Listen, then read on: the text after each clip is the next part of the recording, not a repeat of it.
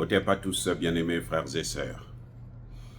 Von der Leyen s'est aventuré avec tout son staff de l'Union européenne de former une commission qui devrait réfléchir sur la situation de l'Union européenne.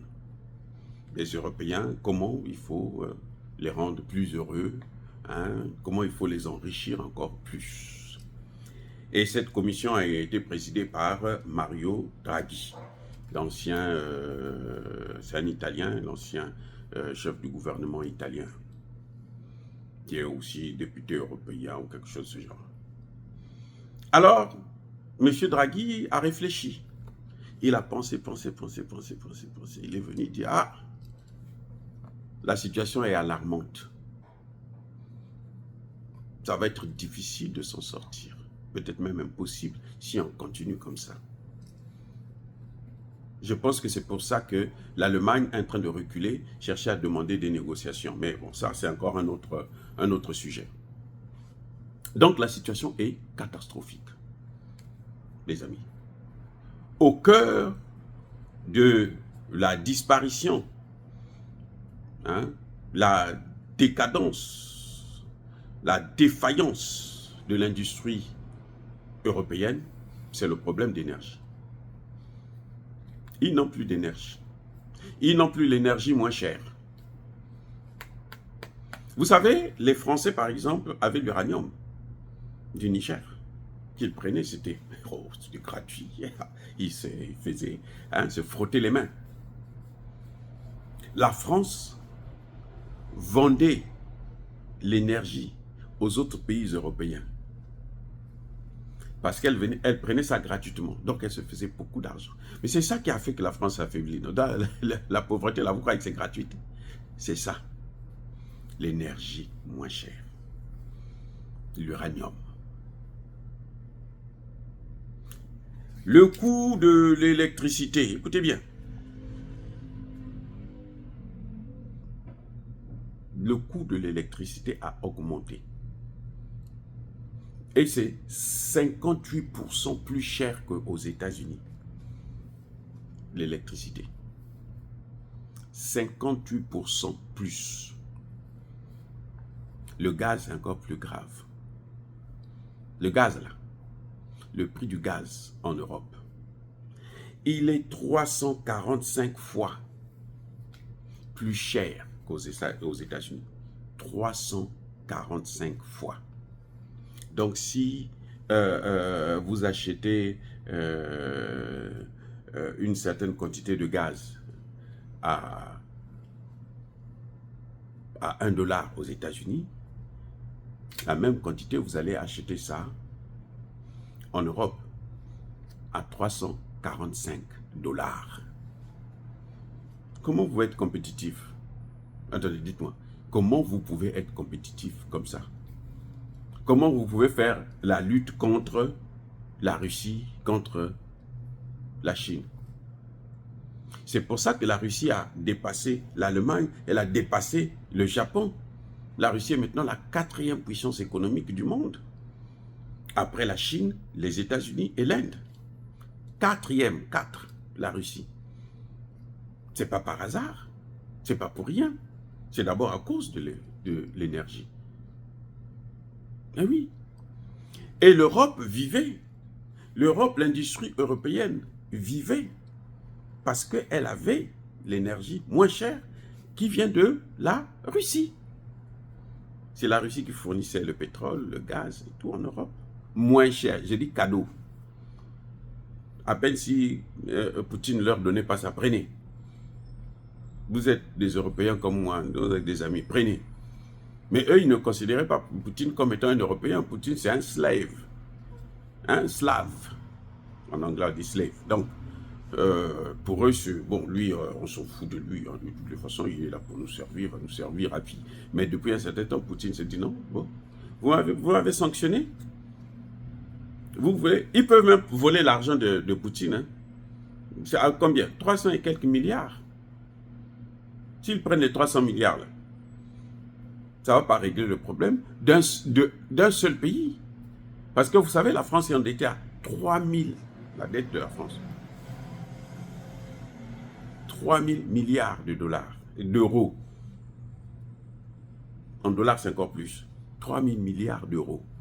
Donc, même s'ils prennent 300 milliards, qu'est-ce que ça va faire à la Russie? Ça ne va pas arrêter la Russie. Et ce n'est pas avec cet argent que la Russie fait la guerre. Hein? Non. Non, non, non.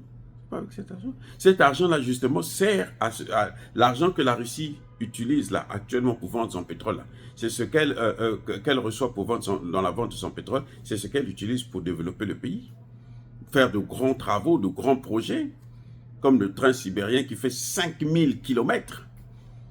Ils vont faire un train qui va rouler à 400 km à l'heure. Et voilà.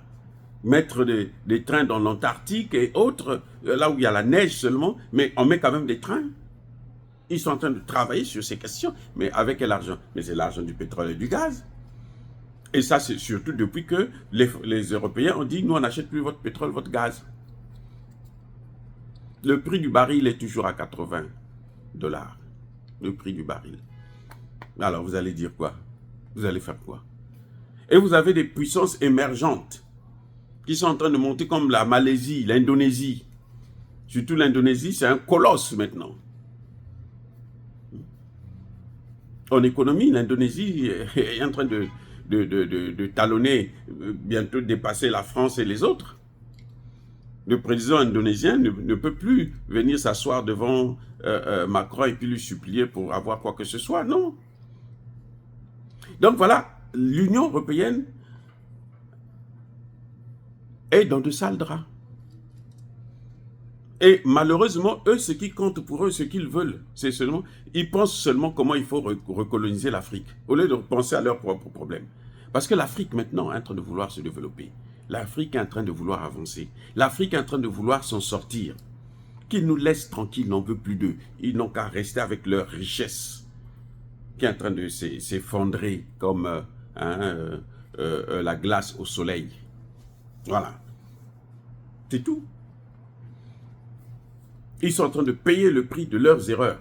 Les sanctions contre la Russie. Donald Trump l'a dit, les sanctions là, ça n'arrange pas. Il faut savoir utiliser les sanctions. Donald Trump a une autre vision des choses. À cause de ça. Donc, bien aimés frères et sœurs, nous on ne peut pas aider l'Allemagne parce que déjà ce sont eux qui nous ont mis dans cette situation. Sinon on serait déjà avancé et le monde ne serait pas ce qu'il est aujourd'hui. Un monde de guerre où les Européens, eux, ils veulent tout avoir par la force. Maintenant, ils sont en train de se battre pour avoir des bases militaires sur l'ensemble du continent africain. Ça va leur apporter quoi? Les États-Unis ont des bases dans le monde entier.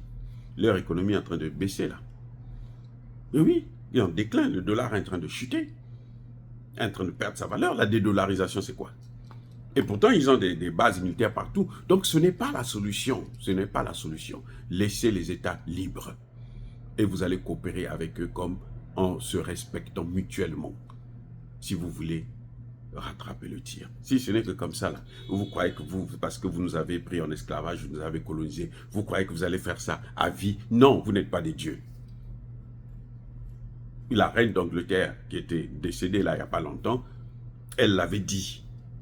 Tout empire finit par périr. Tout empire. Y compris l'empire allemand, l'empire français, l'empire anglais, l'empire américain. Ça va finir par... Bon. L'URSS n'était pas tombé. Et les États-Unis aussi peuvent tomber. Surtout avec ce que j'ai vu hier, là, le débat entre Trump et Kamala Harris. Il n'y a pas de programme. Donc, surtout Kamala Harris n'a rien du tout.